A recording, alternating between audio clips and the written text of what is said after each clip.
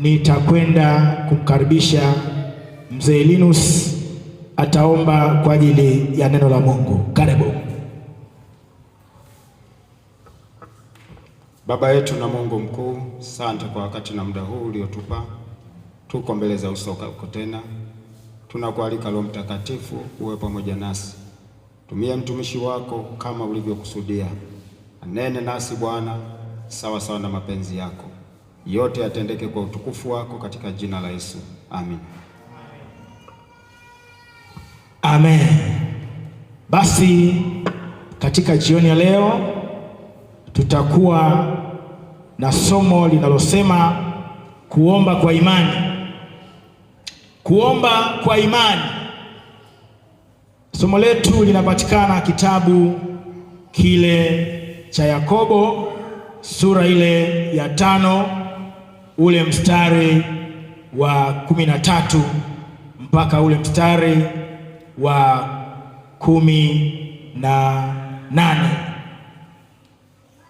Waraka wa Yakobo sura ya 5 na ule mstari wa 13 mpaka 18. Nitaanza kusoma katika jina la Yesu. Mtu wa kwenu amepatikana na mabaya na ombe, ana moyo wa kuchangamka na aimbe zaburi. Mtu wa kwenu amekuwa hawezi, na waite wazee wa kanisa, nao wamwombee na kumpaka mafuta kwa jina la Bwana. Na kule kuomba kwa imani, ujumbe wetu uko hapo, na kule kuomba kwa imani kutamwokoa mgonjwa yule, na Bwana atamwinua. Hata ikiwa amefanya dhambi atasamehewa. Ungameni dhambi zenu ninyi kwa ninyi na kuombeana mpate kuponywa. Kuomba kwake mwenye haki kwafaa sana akiomba kwa bidii. Eliya alikuwa mwanadamu mwenye tabia moja na sisi, akaomba kwa bidii mvua isinyeshe, na mvua haikunyesha juu ya nchi muda wa miaka 3 na miezi 6. Akaomba tena, mbingu zikatoa mvua, nayo nchi ikazaa matunda yake. Ukirudi hapo nyuma katika Yakobo hiyo 1, Yakobo hapo 1 ukianza mstari wa 5 mpaka wa 8, nasema lakini mtu wa kwenu akipungukiwa na hekima, na aombe dua kwa Mungu awapaye wote kwa ukarimu, wala hakemei, naye atapewa. Ila na aombe kwa imani. Naona, na aombe kwa imani pasipo shaka yoyote, maana mwenye shaka ni kama wimbi la bahari lichukuliwalo na upepo na kupeperushwa huku na huku. Maana mtu kama yule asizani ya kuwa atapokea kitu kwa Bwana. Mtu wa nia mbili husitasita katika njia zake. Bwana atusaidie sana. Biblia inasema mtu wa kwenu akipatikana na mabaya, basi na aombe. Ana moyo wa kuchangamka, basi aimbe zaburi. Lakini kwamba huyu mtu pia anatakiwa kuwaita wazee pale anapoona kwamba hali yake bado peke yake hawezi, basi awaite wazee wa kanisa. Biblia inasema wazee wa kanisa nao watampaka mafuta kwa jina la Bwana. Haya ni mafuta ya Roho Mtakatifu, lakini na aombe kwa imani. Wazee wa kanisa na wenyewe waombe kwa imani. Huyu mtu mwenyewe aombe kwa imani. Wazee wa kanisa nao waombe kwa imani. Nao wakiomba kwa imani, Bwana anamwinua yule mgonjwa. Yule mgonjwa hata kama alikuwa na shida, hata kama alikuwa hawezi, unaanza kuona anainuliwa. Ni baada ya kuomba kwa imani. Haleluya! Tukishaomba kwa imani, tunaanza kuona hata kama mgonjwa alikuwa amekaa muda mrefu hawezi, lakini tukiweka gia ya imani, tukaomba kwa imani, Biblia inasema yule mgonjwa ataanza kuinuliwa. Haleluya! Ataanza kuinuliwa, ataanza kuinuliwa, atapokea uponyaji. Sasa hapo nasema kwamba huyu mtu wa kwenu, je, amepungukiwa na hekima? Basi na aombe, ila aombe kwa imani na asiwe na shaka. Bwana msaidie sana. Asiwe na shaka. Tunaposema kuomba kwa imani, maana yake ni kuomba kwa uhakika bila kuwa na mashaka. Ndio kuomba kwa imani. Kuomba kwa imani maana yake ni kuomba kwa uhakika bila kuwa na mashaka. Hutakiwi kuwa na mashaka juu ya Mungu unayemwamini. Hutakiwi kuwa na mashaka katika yale unayoyaomba. Hutakiwi kuwa na mashaka juu ya Yesu aliyokuokoa. Haleluya! Huyo Yesu, yeye ni zaidi ya vile unavyomfahamu. Yesu ni Mungu, ana uwezo mkubwa. Yesu ana uwezo wa kuponya. Yesu ana uwezo wa kujibu maombi yako. Yesu ana uwezo wa kufanya yale yasiyowezekana kwa akili zako. Yeye ana uwezo wa kufanya. Haleluya! Mshangilie Bwana kwa makofi ya shangwe. Yesu ana uwezo mkubwa sana. Biblia inasema na aombe kwa imani bila kuwa na shaka. Ukisoma ile Ibrania ile 11 ule mstari wa 6, Biblia pale inaeleza ya kwamba pasipo imani haiwezekani kumpendeza Mungu. Na kila mtu anayemwendea Mungu lazima aamini kwamba Mungu yupo na Mungu huwapa thawabu wale wanaomtafuta. Katika Ibrania ile 11 mstari wa 6, Biblia hapo inaongea kwa habari ya imani. Biblia inasema hivi: lakini pasipo imani haiwezekani kumpendeza, kwa maana mtu amwendeaye Mungu lazima aamini kwamba yeye yupo na kwamba huwapa thawabu wale wamtafutao. Unapomwendea Mungu lazima uamini kwamba yupo. Unapomwendea Mungu usiwe na mashaka na Mungu. Jioni ya leo unapomwendea Mungu, mwendee Mungu kwa imani. Haleluya! Umekuja katika ibada hii ya maombi, mwendee Mungu kwa imani. Mwambie Mungu kwa imani. Unapoingia kwa imani kwa Mungu, basi Mungu anafurahi. Maana Biblia inasema pasipo imani haiwezekani kumpendeza Mungu. Hata baba yetu Ibrahim alipochukua tendo la imani la kumtolea Mungu sadaka kwa imani, akamtoa mwanawe Isaka kwa imani, ndipo pale akahesabiwa haki. Haleluya! Lakini alifanya kwa imani. Unapotoa utoe kwa imani. Unapofunga unapoingia katika maombi ya kufunga, ufunge kwa imani.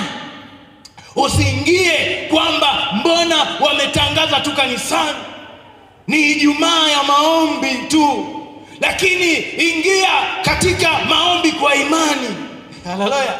Ingia katika maombi kwa imani, huku ukimwamini Mungu kwamba katika haya ninayoomba Mungu anasikia, Mungu anajibu. Anasema huwapa thawabu wale wanaomtafuta.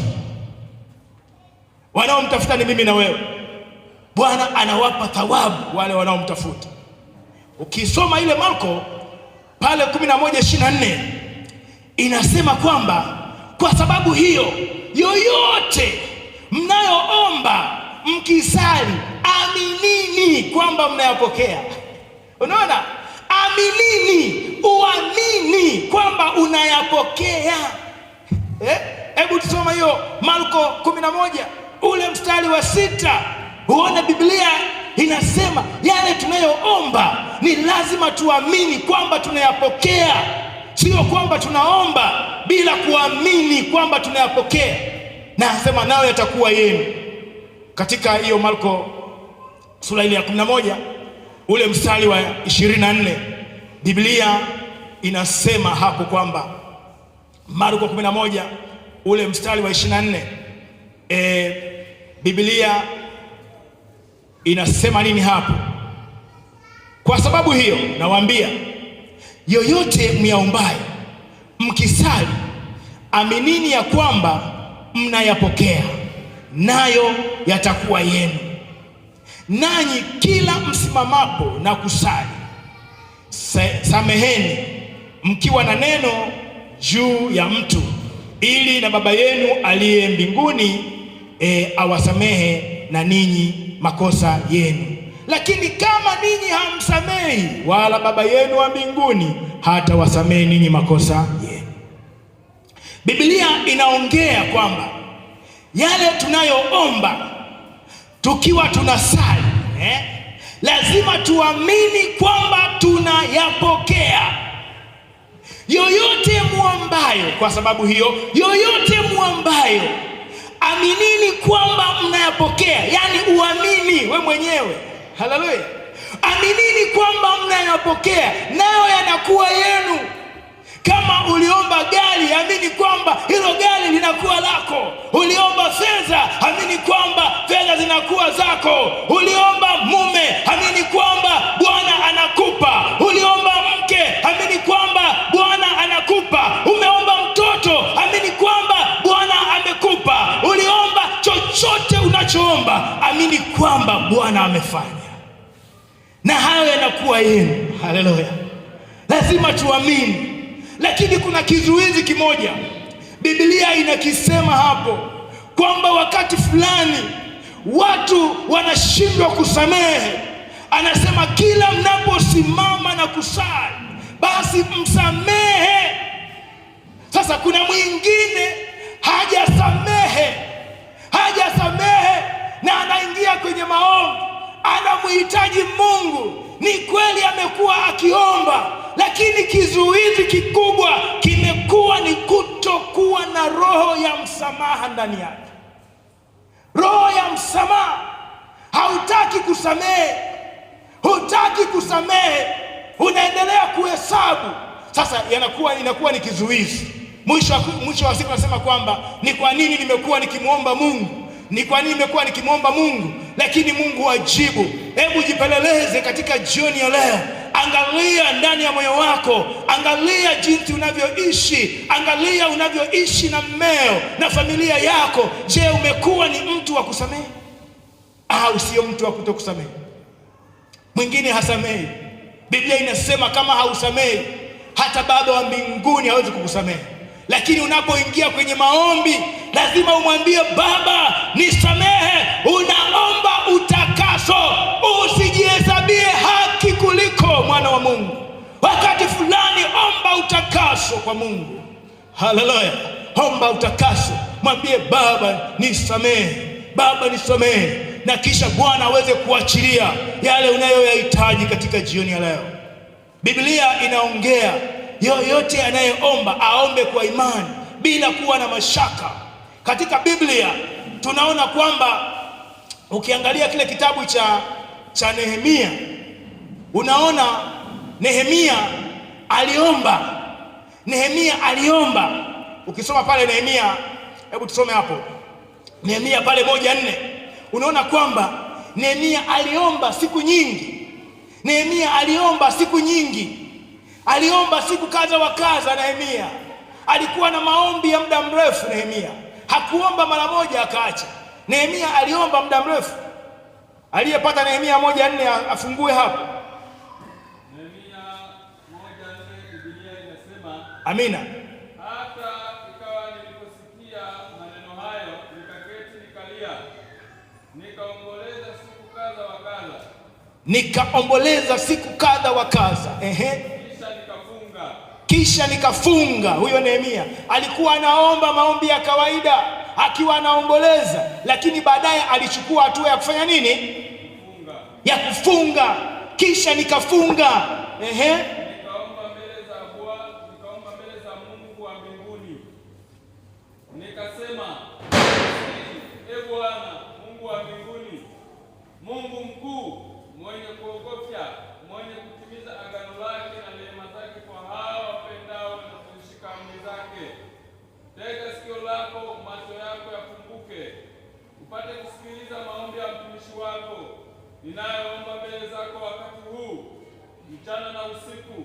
kwa ajili ya wana wa Israeli watumishi wako, hapo ninapoziungana dhambi za wana wa Israeli tulizozifanya juu yako. Naam, mimi na nyumba ya baba yangu tumefanya dhambi, tumetenda maovu mengi juu yako, wala hatukuzishika amri wala sheria wala hukumu ulizomwamuru Musa mtumishi wako. Amina. Ishia tu hapo. Hata ikawa niliposikia maneno hayo, nikaketi, nikalia, nikaomboleza siku kadha wa kadha, kisha nikafunga, nikaomba mbele za Mungu. Bwana usaidie sana. Huyo ni Nehemia.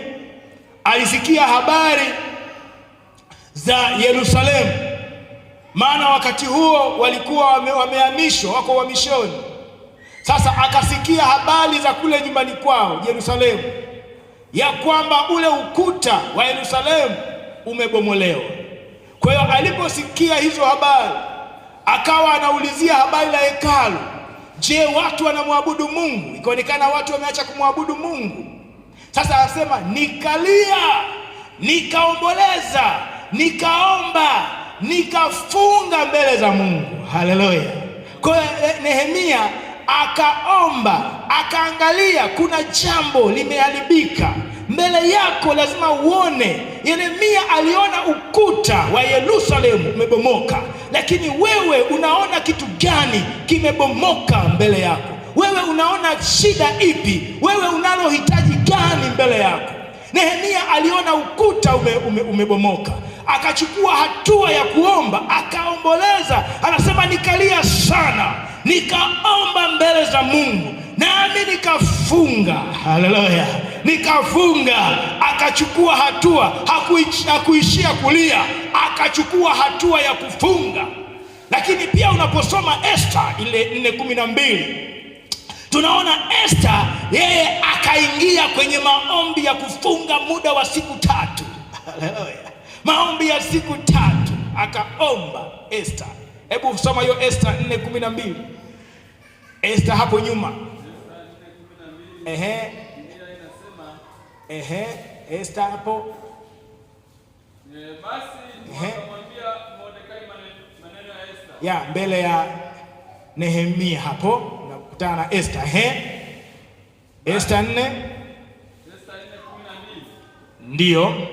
Basi wakamwambia Mordekai maneno ya Esta, naye Mordekai akawaagiza wampelekee Esta jibu la kusema, wewe usijidhanie kuwa wewe utaokoka nyumbani mwa mfalme zaidi ya Wayahudi wote, kwa maana wewe ukinyamaza kabisa wakati huu, ndipo utakapowatokea Wayahudi msaada wa wokovu kwa njia nyingine, ila wewe utaangamia pamoja na mlango wote wa nyumba ya baba yako. Walakini ni nani ajuaye kama wewe hukujia ufalme kwa ajili ya wakati kama huo? Basi Esta Basi Esta akawatuma ili wamjibu Mordekai, uende ukawakusanya Wayahudi wote walioko hapa Shushani, mkafunge kwa ajili yangu, msile wala kunywa muda wa siku 3, usiku wala mchana, nami na wajakazi wangu tutafunga vile vile, kisha nitaingia kwa mfalme kinyume cha sheria.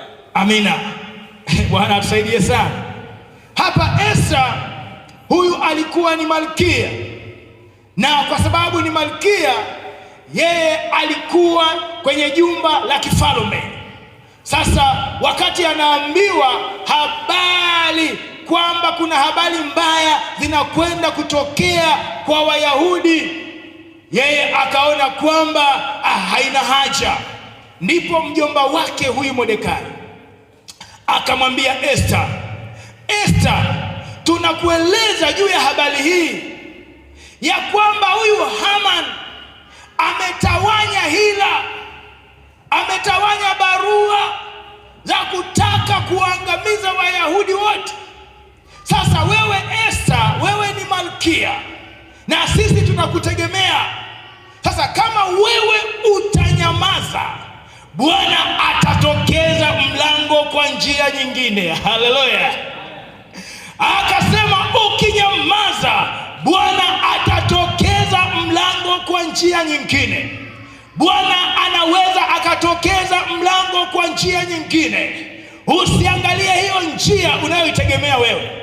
Wakati fulani unamwangalia mwanadamu, wakati fulani unaangalia mume wako, unaangalia mali zako, unaangalia kazi zako, lakini Bwana anazo njia nyingi za kutokea katika maisha yako. Bwana hatokei kwa njia moja.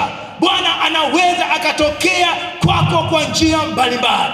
Biblia inasema Mordekai akamwambia Esther, wewe ukinyamaza ndipo Bwana atakapotoa msaada kwa namna nyingine. Haleluya! Mwambie Bwana jioni ya leo, toa msaada kwa namna nyingine. Yamkini umekuwa una namna moja unayomwangalia Mungu, lakini katika jioni hii mwambie Bwana, wewe unazo njia nyingi za kujibu maisha, za kujibu maombi yangu, za kujibu haja zangu. Baba, tokeza msaada kwa njia nyingine. Unamwendea Mungu kwa imani. Bwana, tokeza msaada. Biashara yangu hii haiendi. Bwana, tokeza msaada kwa njia nyingine. Haleluya! Bwana, tunapomwomba haimaanishi tunaomba kwa habari ya udhaifu tu, haimaanishi tunaomba kwa habari ya mambo ya kiroho tu. Tunamwomba Bwana hata katika mambo ya kimwili. Haleluya! Bwana yupo jioni ya leo kutokeza msaada kwa ajili yako, kutokeza msaada kwa ajili yako mama, kutokeza msaada kwa ajili yako baba, kutokeza msaada kwa ajili yako dada. Usilie, usiangalie huo ugonjwa, usiangalie hiyo shida yako. Bwana yupo kutokeza msaada kwa njia nyingine. Haleluya! Yupo kutokeza msaada katika jioni ya leo. Bwana yeye ana uwezo wa kuachilia msaada kwa njia nyingine. Biblia inasema ndipo Esther akili zikamwingia, akasema kumbe. Akasema sasa, enyi mahouse girl wangu mnaofanya kazi, wajakazi ni mahouse girl, mnaofanya kazi, basi na ninyi ingieni kwenye maombi, mkafunge siku 3, msile wala kunywa muda wa siku 3, nami nitaingia kwa mfalme kinyume na sheria. Ikiwa nitaangamia, niangamie. Ikiwa nitapata kibali, nitapata kibali. Akawa tayari kufa na kupona. Baada ya maombi yakamtia nguvu Esther. Akaona kwamba baada ya maombi haya niko tayari, kama ni kufa nife, kama ni kupona nipone. Lakini akaamini kwamba nitaingia kwa mfalme kinyume na sheria, nami nitapata kibali mbele zake. Haleluya! Esther hakufa. Esther alipata kibali mbele ya mfalme. Baada ya maombi ya siku 3, Bwana aliachilia majibu. Maombi ya siku 3, Bwana aliheshimu namna walivyokuwa wamejitoa wale watu. Haleluya! Mtu anapoacha kula siku ya kwanza, siku ya pili, siku ya 3, usifikiri kwamba ni hali ya kawaida. Ni kwa sababu amejitoa kwa Bwana, na Bwana lazima aonekane kwake. Haleluya! Katika jioni ya leo tunapomwendea Mungu wetu, katika jioni hii tumwamini Bwana na kwenda kujibu yale maombi yetu. Bwana yuko tayari kufanya. Bwana anakwenda kutokeza msaada katika maisha yako. Acha kulia mama, acha kuhuzunika juu ya haya. Unamwamini Yesu. Huyu Yesu uliyemwamini yupo. Yeye yuko hai, ameketi mkono wa kuume wa Mungu Baba na tuombea. Haleluya! Yeye ameshinda kifo na mauti. Jioni ya leo yupo kurekebisha kila hali. Biblia inasema mtu wa kweli basi aombe kwa imani, na kule kuomba kwa imani kuna mwinua yule mtu. Haleluya! Kuna mwinua, kuna mwokoa, kuna mwinua, kuna mtia nguvu. Ndiyo maana kanisa la watu waliookoka, sisi tunaomba kwa imani. Haleluya! Tunaomba kwa imani, tunaingia kwa Mungu kwa imani, tunamwendea Mungu wetu kwa imani. Katika jioni ya leo, ondoa mashaka juu ya Mungu unayemwamini. Ondoa mashaka juu ya Roho Mtakatifu. Ondoa mashaka juu ya Yesu. Mungu wetu yuko hai. Mungu wetu anaweza Anasema katika ile Yeremia ile 29:11, anasema nayajua mawazo ninayowazia ninyi ni mawazo ya amani, si mabaya. Lakini anasema katika ile Mambo ya Nyakati wa Pili 7 mstari wa 14, anasema ikiwa watu wangu walioitwa kwa jina langu watajinyenyekesha na kuomba na kunitafuta uso, ndipo mimi Mungu nitakaposikia kutoka juu, nami Bwana nitashuka kuponya kila kitu, ikiwepo kuiponya nchi yao. Haleluya! Ikiwa watu wangu walioitwa kwa jina langu. Watu wa Mungu ni sisi. Haleluya! Watu wa Mungu ni mimi na wewe, ndio tulioitwa kwa jina la Bwana. Jioni ya leo tunapochukua hatua ya kuingia kwa Mungu kwa imani, ya kujinyenyekeza mbele za Mungu, basi Mungu wetu atasikia maombi. Mungu wetu atakuwepo kujibu. Mungu wetu atakuwepo kufanya hivyo. Katika maombi ya jioni ya leo, usiombe kwa mazoea. Katika jioni ya leo, omba ukimwamini Bwana, na Bwana atakwenda kukuonekania. Basi Mungu akubariki sana kwa ujumbe huu mfupi, lakini naamini na matokeo makubwa kwako, na umejenga imani kwako unapokwenda kuingia katika maombi haya. Naamini ya kwamba moyo wako, akili zako na fahamu zako zote zinamwendea Mungu, zote zinanyenyekea chini ya Roho Mtakatifu aliye msaada na msaidizi wetu. Basi muda huu sasa tutakwenda kuimba wimbo huu wa kuabudu. Tunapoimba wimbo huu, tutaingia kwenye maombi wote, tukamwite Bwana. Ikiwa kuna wagonjwa, Bwana atawafungua. Ikiwa kuna shida yote ile, Bwana yupo kufanya. Yeye Mungu ni mwaminifu, ashindwe na hawezi kushindwa juu ya jambo lolote. Karibu wimbo wa kuabudu. Weka moyo wako tayari kwa ajili ya maombi katika jioni ya leo. Usiangalie shida. Wewe uliyekuja katika jioni ya leo, hautatoka kama ulivyokuja. Bwana yupo kukutendea kitu. Oh, haleluya. Alipo Yesu yanawezekana, alipo Roho yote yanawezekana, alipo Roho yanawezekana, alipo maombi yote yanawezekana, alipo Yesu yanawezekana, alipo Roho yote yanawezekana, alipo Roho yanawezekana, yote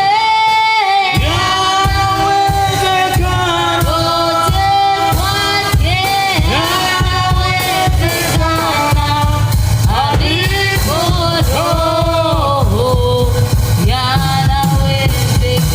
Tuombe, kila mmoja aombe sasa, kila mmoja aombe, tuombe. Oh Baba yetu na Mungu wetu, asante kwa ajili ya jioni ya leo. Ni jioni ya ajabu, ni jioni isiyokuwa ya kawaida, ni jioni unayohitaji mtu mmoja aje mbele zako bila mashaka, aje mbele zako sio kwa kusita sita, aje mbele zako kwa imani.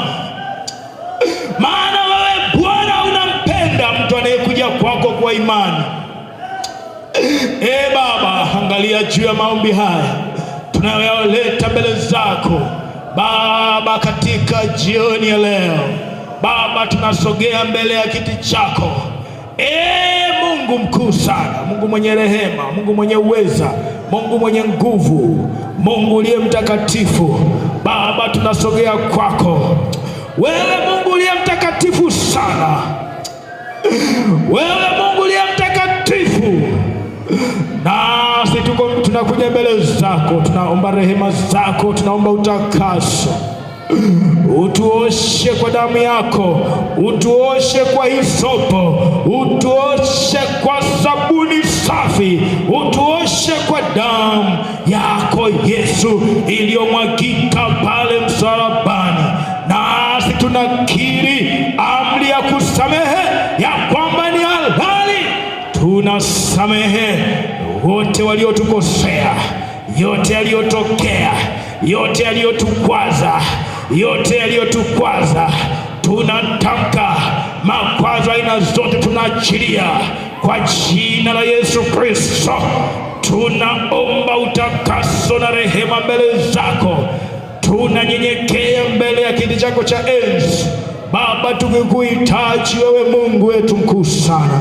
Kwa jina la Yesu Kristo, kwa jina la Yesu Kristo, kwa jina la Yesu Kristo, kwa jina la Yesu Kristo, kwa jina la Yesu Kristo, kwa jina la Yesu Kristo. Baba, umesema ikiwa watu wangu walioitwa kwa jina langu watajinyenyekeza na kuomba na kunitafuta uso, Bwana, utaonekana basi. Wewe uliyepita hapa mbele, waweza kuinua mkono wako mmoja wa kulia juu na mkono wako mmoja uweke katika kifua chako. Na hata wewe ulioko huko nyuma, ukiwa umesimama hapa ulipo, usimame kwa imani kabisa. Ni muda wa Bwana, ni muda wa Bwana kufanya, ni muda wa Bwana kufanya. Naomba ufuatishe haya maneno. Sema: Bwana Yesu, nimesikia neno lako ya kwamba natakiwa kuomba kwa imani, na nikiomba kwa imani wewe unanijibu. Jioni ya leo niko mbele zako katika madhabahu hii, naomba utoe majibu, naomba utokeze msaada kwa njia nyingine. Muda huu ninaamini ya kwamba majibu yangu yameshuka. Wazee wa kanisa na watumishi wa Mungu, tuombe kwa jina la Yesu Kristo, kwa jina la Yesu Kristo, kwa jina la Yesu Kristo, kwa jina la Yesu Kristo, kwa jina la Yesu Kristo, kwa jina la Yesu Kristo. Ninakuja kwako kwa imani Baba, kama nilivyokuomba kwa jina la Yesu Kristo. Muda huu na sahihi, kwa jina la Yesu Kristo, tunapoweka mikono yetu kwa njia ya imani, magonjwa, vifungo, shida vikapate kuachia waliokuja wadhaifu. Muda huu tunapoweka mikono, wazee wa kanisa wanaweka mikono, watumishi wa Mungu, kwa jina la Yesu Kristo, kwa jina la Yesu Kristo, kwa nguvu ya mtakatifu na moto, mamlaka za giza achia sasa muda huu kwa jina la Yesu Kristo, kwa jina la Yesu Kristo. Vifungo vilivyokaa toka kwa jina la Yesu, hayachia kwa jina la Yesu Kristo, kwa jina la Yesu Kristo. Utendaji mambo mabaya katika ulimwengu wa leo toka kwa jina la Yesu Kristo, kwa jina la Yesu Kristo, kwa jina la Yesu Kristo. Utendaji wa giza toka kwa jina la Yesu. Mamlaka za magonjwa toka kwa jina la Yesu. Utendaji wa mambo mabaya toka, kila udhaifu uliokaa toka kwa jina la Yesu, toka kwa jina la Yesu, toka kwa jina la Yesu. Natamka uzima, natamka uponyaji, natamka kufunguliwa, natamka kufunguliwa kwa mama huyu, natamka kufunguliwa. Wewe unayejua shida yake, natamka shida yako kwa jina la Yesu. Bwana akujibu kwa jina la Yesu. Jioni ya leo mwisho wa shida na matatizo yako kwa jina la Yesu Kristo. Bwana akutendee mema katika jioni ya leo kwa jina la Yesu Kristo. Na achilia uponyaji, na achilia neema, na achilia msaada kwa nguvu za Roho Mtakatifu na moto kwa jina la Yesu Kristo. Na achilia mafuta ya Roho Mtakatifu na nguvu zako na uponyaji na utendaji wako kwa jina la Yesu. Bwana kuinue kwa jina la Yesu. Natamka kuinuliwa kwa huyu mama kwa mafuta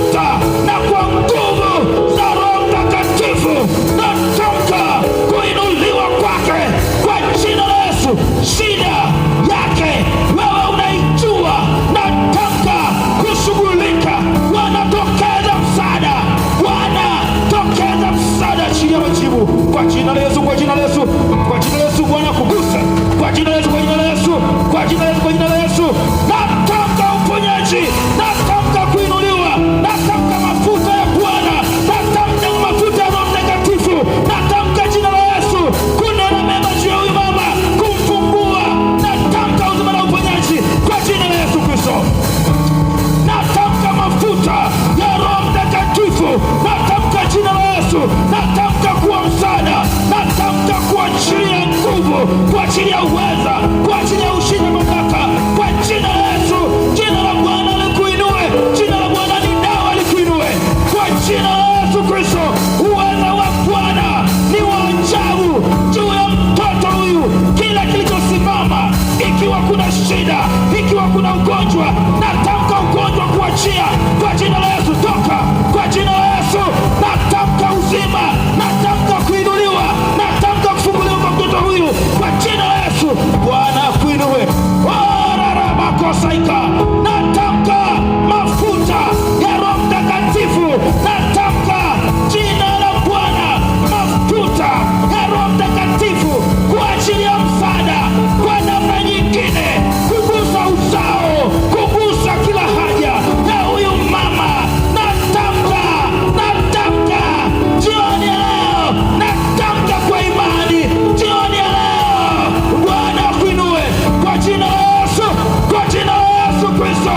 Natamka kwa jina la Yesu Kristo, kwa mamlaka na kwa nguvu na kwa uwezo wa Roho Mtakatifu, neema ya Bwana iwe juu yako. Natamka kufunguliwa kwako, mamlaka za kushindwa katika jina la Yesu.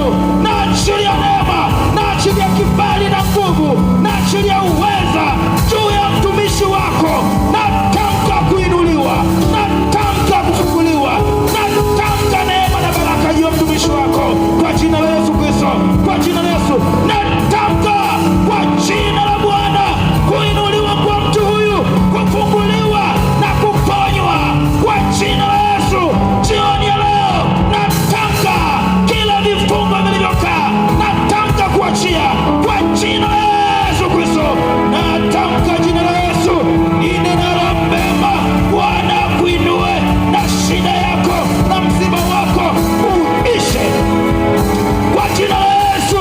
Natamka neema, natamka uweza, natamka nguvu, natamka uponyaji kwa jina la Yesu. Naachilia nguvu, naachilia uweza, natamka jina la Yesu. Natamka uponyaji, natamka kufunguliwa na kuinuliwa kwa jina la Yesu, kwa jina la Yesu, kwa jina la Yesu, kwa jina la Yesu, kwa jina la Yesu. Natamka juu ya mtoto huyu kufunguliwa kwake, kupokea uzima na uponyaji. Natamka juu ya mtoto huyu kufunguliwa na kupokea uzima. Mashambulizi ya nguvu za giza yakapata kushindwa kwa jina la Yesu Kristo, kwa jina la Yesu Kristo. Rabakosaika. Asante mwaminifu, asante Yesu kwa kujibu katika jioni ya leo. Bwana umeshuka, nasi tumekuja kwako kwa imani. Tunaamini ya kwamba Bwana umejibu watumishi wako wanaposhuka katika madhabahu hii kwenda katika maeneo yao na kwenda katika nyumba zao. Naamini ya kwamba shida, magonjwa na matatizo Bwana umefanya, Bwana umewainua, maana umesema tuombe kwa imani, na kule kuomba kwa imani kuna mwinua mtu kwa jina la Yesu Kristo. Asante kwa neema yako ya ajabu, asante kwa nguvu yako ya ajabu. Basi muda huu kanisa la Mungu wote tuende kuilisha ibada yetu, tuende kuilisha ibada hii, ibada yenye nguvu na uwepo wa Bwana. Tuende kuilisha ibada hii, na unapoenda nyumbani, ondoka na nguvu hii ya Bwana, ondoka kwa imani. Usione shida, usione tatizo lako, wewe mwangalie Yesu pekee. Kwa jina la Yesu Kristo tunakwenda kuomba sasa. Baba, katika jina la Yesu Kristo, asante kwa neema yako ya ajabu. Baba, tangu tulipofika mahali hapa pa ibada katika jioni ya leo, Bwana, tumeona